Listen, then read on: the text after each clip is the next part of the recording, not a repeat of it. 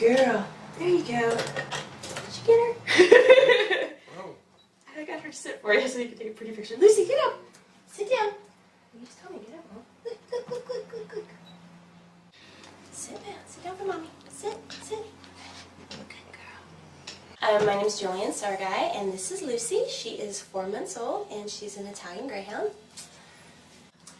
I had an Italian Greyhound before, and I haven't had him for about 3 years, and I definitely wanted another one similar, and even had the name picked out of Lucy. I'd had a dog named, let's see, first I had Lucky, and then I had Loki, which is actually the Avenger of Death, and I knew I wanted a girl, and so it became Lucy. And the fact that the one's name is Avenger of Death is funny because he ran away from my parents' house because my brother's Doberman, his name was Damien, which I also named because I don't know, I've stuck on devil names. Anyway, so of course the Avenger of Death and the Devil's Child didn't get along, so they got into a fight, and the Doberman's a lot bigger than Greyhound. So anyway, they ran away. So I knew I wanted something like the similar like look and name, and I picked the name Lucy, and then I went to puppyfind.com and was searching around. I had about probably like 10 different dogs picked out, and then I just happened to go back over the list again of about 100 dogs and saw her, and like as soon as I saw her picture I was like, that's her, that's Lucy. So I called the lady and she didn't answer, and I ended up like calling her like 5 times in like a short period of time to make sure I got this dog, and they shipped it out from Branson, Missouri. So I literally ordered her on the internet, and you know, they just put her on a plane, and you know, you pick her up where you pick up your surfboard at the airport. It's only 4 months old, so we haven't had too many adventures other than just, you know, the beach, which you're not really supposed to take them to the water, but we have multiple occasions, and we have to be really careful because a big wave will just take her away. So we haven't, you know, other than she goes everywhere in the car with me. She goes to Starbucks every morning, and all the people at Starbucks actually know her, and she's in her little purse, but they're looking for her, you know, to say hi to her and to give her snacks. But we haven't had too many really big adventures. One of the reasons why I purchased her is because my boyfriend passed away last year, and it's like this idea that you could put all your love into this little thing and they can't hurt you or anything like that. And after having her a week, I live right on the beach, and it's fairly busy, you know, two-way street, and she ran, just the leash went out of my hand, she ran in front of 2 cars, one of them being a Hummer, and I, like, not even paying attention, just run out in the middle of the street, like, you know, her life was risked, my life was risked, we were both okay, but that was definitely, like so scary, and then I was, like, mad at her, you know, like, you know, you can die, you know, so, since then we've been very, very careful, you know, like she has to sit at every crosswalk and everything, and she does really good with that, so, but definitely that's the scariest. So, she has a, I say she has like a natural navigation system, and she really likes to be at home. I don't know why. I think it's because she gets like the run of the house. So whenever we're out, she'll like just gear back towards the house, and we can be on the beach or right by the side of the beach, and you know it's about 200 yards to the road from the walkway, and within seconds she just runs, and like it'll take all the way to the grass to catch up with her. So you know, she definitely likes to go home, and you know, I have to keep a really, really close eye on her, so or else she just starts to run in that direction. So, how do you think having Lucy, not Lucy, sorry, Lucy, that's right, sorry. How has having her in your life changed you? I know my neighbors more now. There's probably like 4 dogs in our neighborhood or in our building, and you know, people that I didn't normally talk to, you see every morning as you're walking or whatever, and talk to you, and we probably know 50 dogs by name, and I've only had her a month. And you just, that's the biggest thing, that you know, you just meet a lot of people that you wouldn't have met otherwise. And just the responsibility that, okay, I need to go home and take care of my dog, it's a great feeling. Let's see, it's really hard to describe how a dog can change your life, but they definitely do. And it's just like a little child. So, you know, it's nice to have her to come home to. We are very, very similar. I find she's kind of hyper, and so am I. She prances when she walks, which I think it's a lot of it's just the breed. I think people definitely seem to gravitate towards breeds that are similar to them, even like appearance-wise.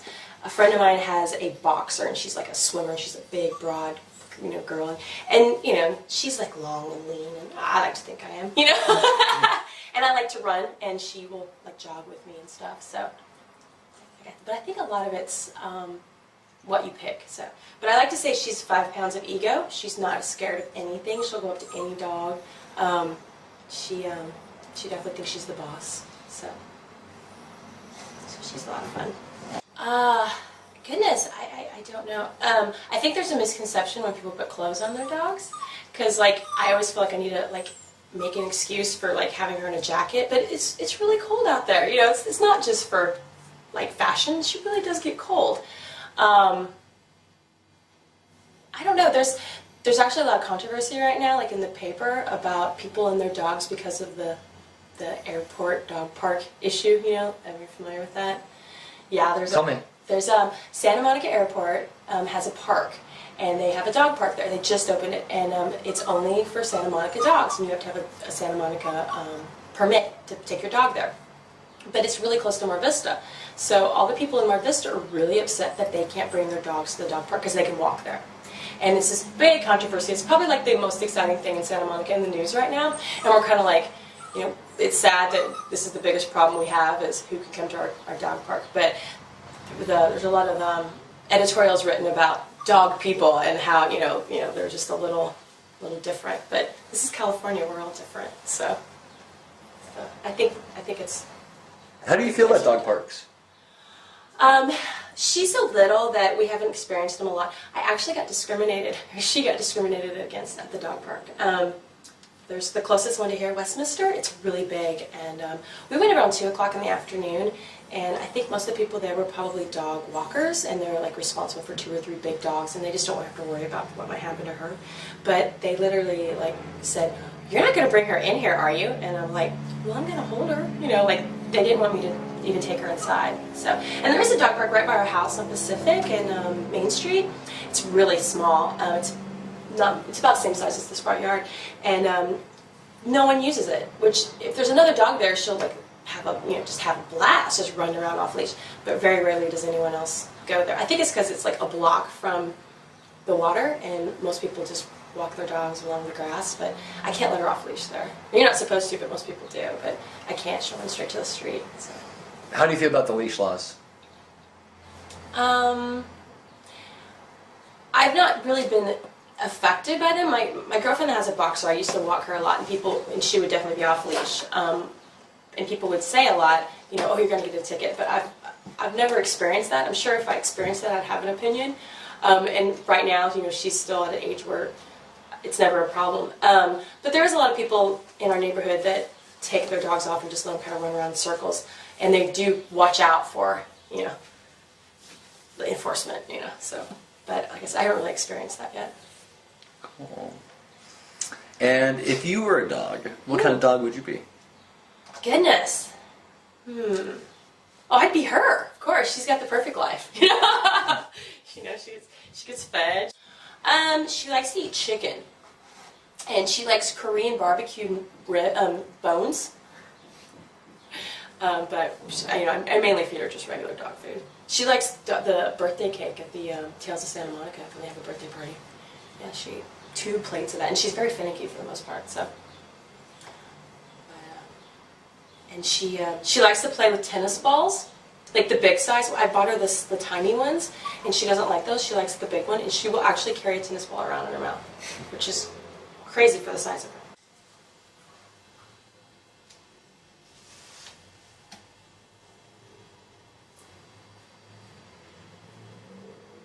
Very, very fast.